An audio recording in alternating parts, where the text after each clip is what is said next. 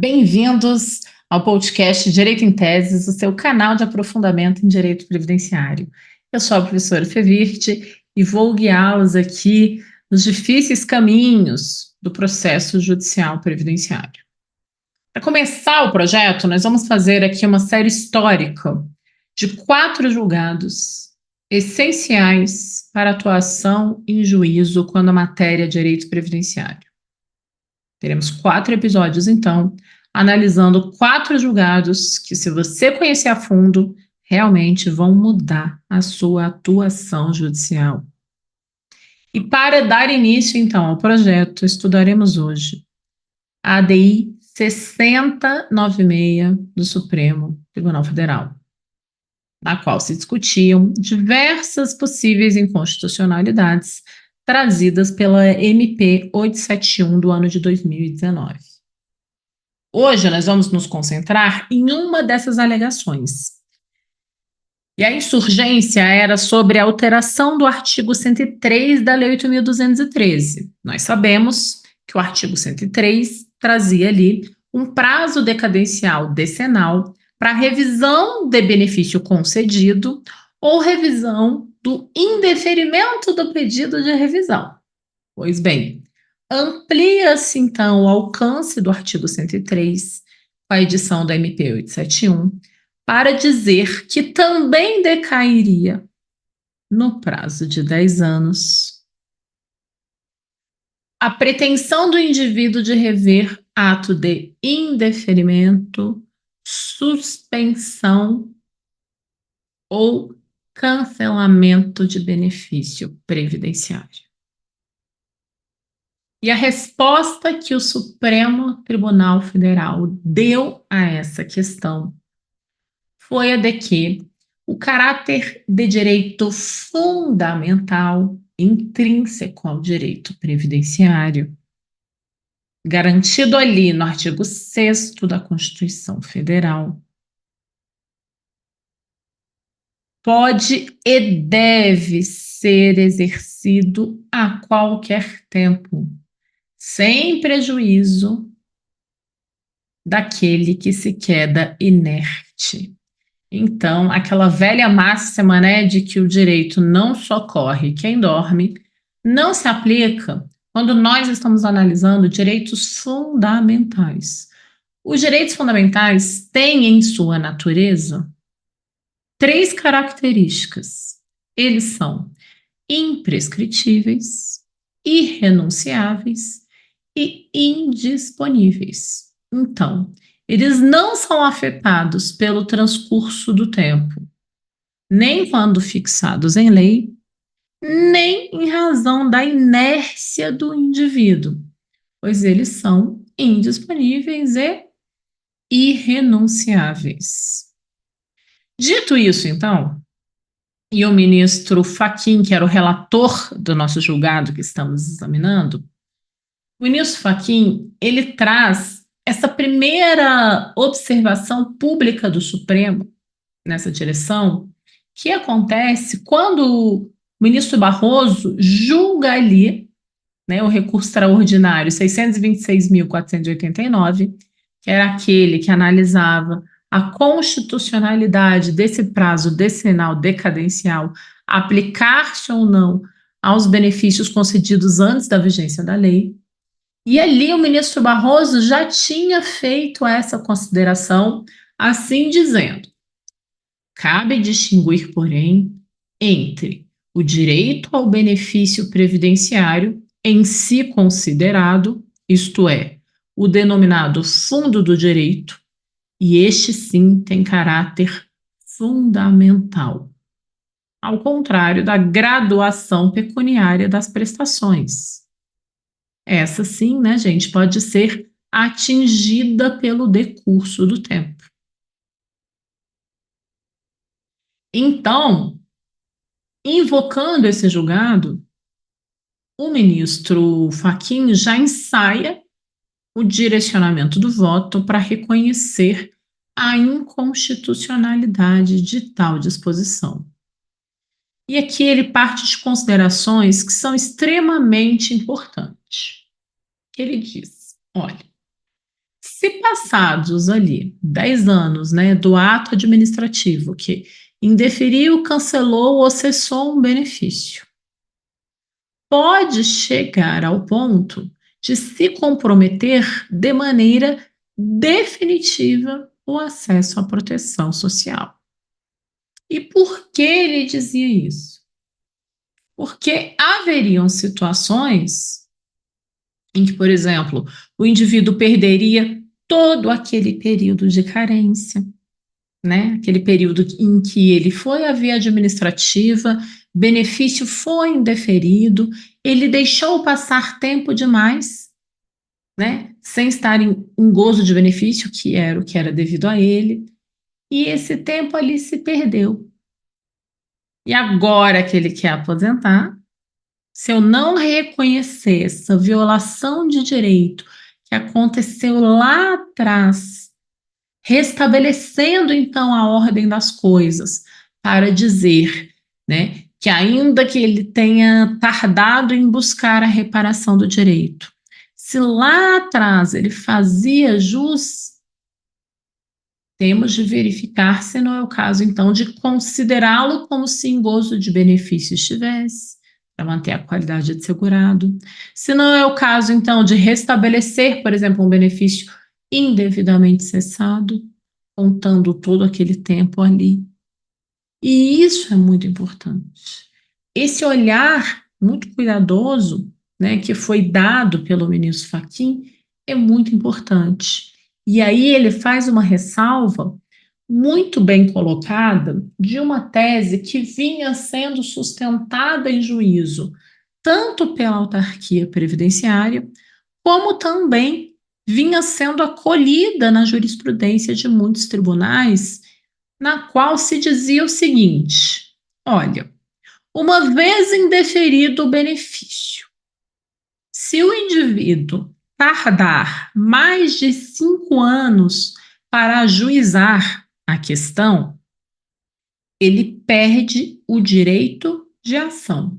Então, eu preservo o fundo de direito, ele ainda pode vir a exercer esse direito previdenciário, mas ele vai perder o direito de acionar a justiça para questionar aquele indeferimento. Então, para ele estar em juízo, ele vai precisar o quê? Formular um novo requerimento administrativo, para que então se verifique. Mas vejam quantos problemas podiam surgir desse raciocínio. Imagina aqui um segurado rural, tá? Que preenche a idade trabalhando no campo, vai até a via administrativa, faz um requerimento administrativo e esse requerimento é indeferido. Ele entende que ele não tem direito, se conforma. Passados 8 anos que ele está ali, morando na casa do filho dele, lá na cidade já, o filho dele estava estudando direito e viu que estava errado. Olha, se o filho dele vai agora fazer um novo requerimento administrativo, o pai dele já não está mais trabalhando no campo. Então, ele não vai cumprir aquele requisito de estar no campo no período imediatamente anterior ao requerimento administrativo. Então, o único jeito de ajudá-lo é como?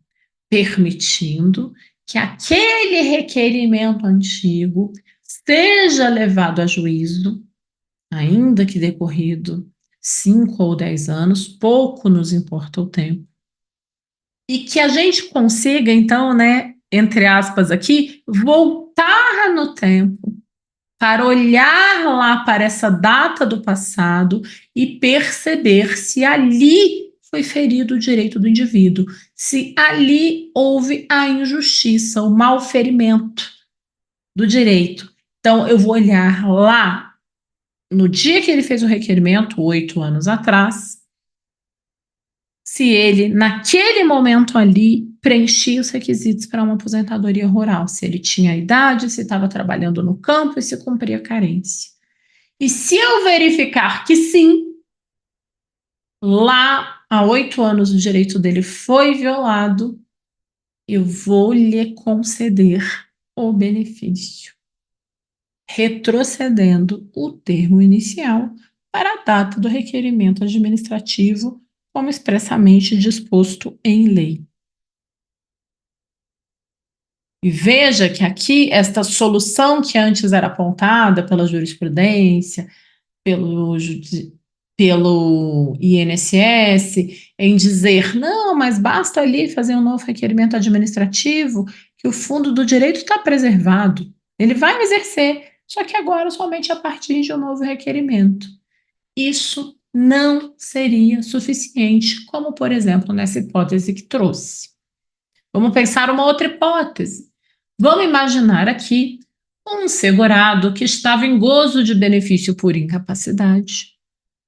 O benefício foi cessado e ele ainda está incapaz. Mas ele, à época, se conformou. Se conformou. Não conseguiu voltar ao mercado de trabalho, né? Vem se arrastando ali desde então. Se eu disser que ele já não pode mais questionar essa ilegalidade, essa violação de direito que cometeram contra ele, que agora ele precisa ir lá na administração fazer um novo requerimento administrativo, é bem possível que nem segurado ele seja mais, que até a qualidade de segurado ele já tenha perdido. Então, o que eu tenho que fazer é permitir o ajuizamento, considerando essa cessação ainda que é muito antiga, desde que, claro, né, gente, o autor tenha ali as provas, então, daquele momento do indeferimento. O que eu quero dizer? Se você vai ajuizar um indeferimento antigo, você precisa ter elementos de prova que se refiram àquele período para mostrar que ali, naquele momento em que ele esteve presente na administração, ele preenchia todos os requisitos para receber proteção social, esta proteção lhe foi negada indevidamente, e é isto que será restabelecido em juízo. Entende? Então, a tese de que o fundo de direito estaria preservado ao oportunizar ao indivíduo uma nova chance de requerimento administrativo foi rechaçada.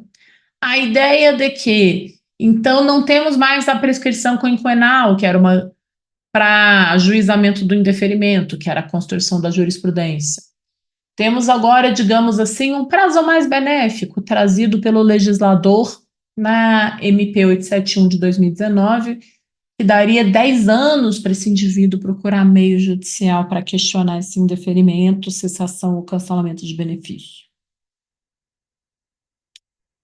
E para todas essas hipóteses, a resposta do Supremo foi a mesma.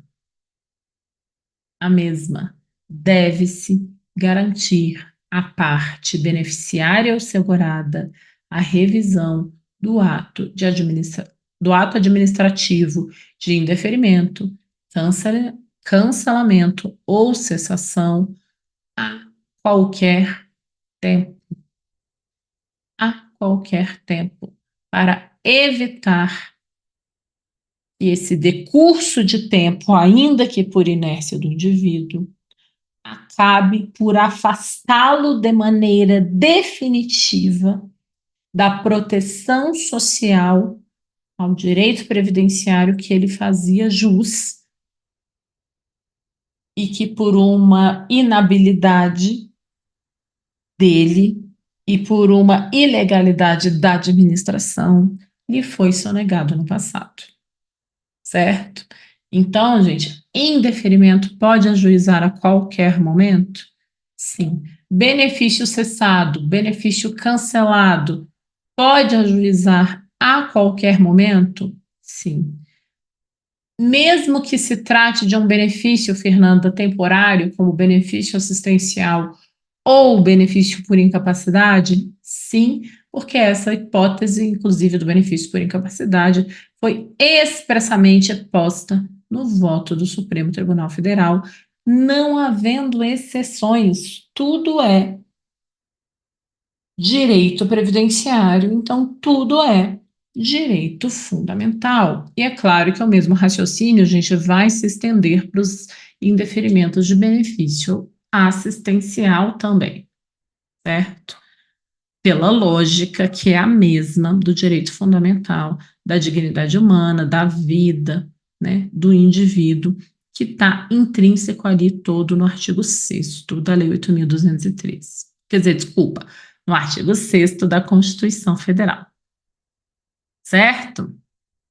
Bom, colocada essa primeira premissa, então, foi posta no voto do ministro Fachin, ele resume a tese para dizer o seguinte: entendo que este Supremo Tribunal Federal admitiu apenas a instituição de prazo decadencial para a revisão do ato concessório, porque é atingida tão somente a pretensão de rediscutir a graduação pecuniária do benefício, isto é, a fórmula de cálculo ou o valor final da prestação.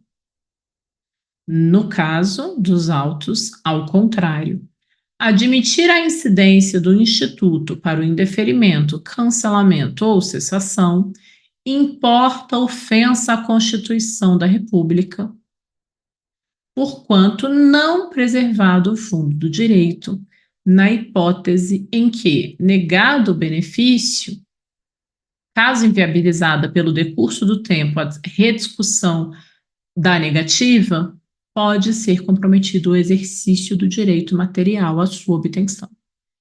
Que foram essas hipóteses que nós trabalhamos aqui, certo? E para explicar, o próprio ministro Fachin explica, em outras palavras, na medida em que, modificadas as condições fáticas, né, aquelas condições fáticas que existiam naquela data de requerimento, uma vez que elas podem vir a mudar, se faça um novo requerimento administrativo, pode ser que se leve ao indeferimento. E o importante é realmente lançar o olhar ao passado, para verificar se lá atrás o direito ao acesso a um direito fundamental que era devido ao indivíduo foi mesmo, de fato, violado. E se foi, gente, restaurado será, independentemente do transcurso de tempo que tenha passado.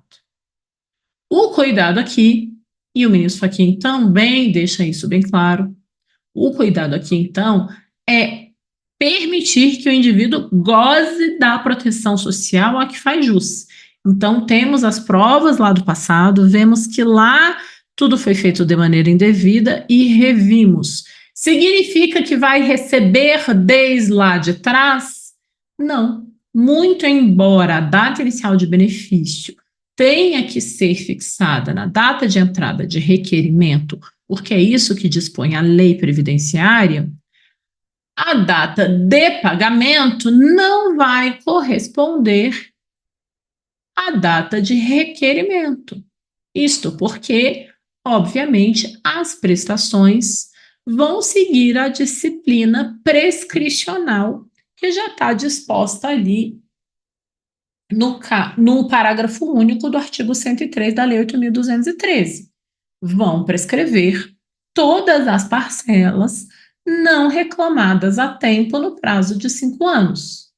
Então, se houve, por exemplo, um indeferimento no ano de 2010 e a ação é ajuizada no ano de 2024, a data inicial do benefício é 2010, mas ele só receberá os últimos 5 anos, porque esta prescrição quinquenal só vai ser interrompida com a citação do INSS e aí retroagirá a data de ajuizamento da ação.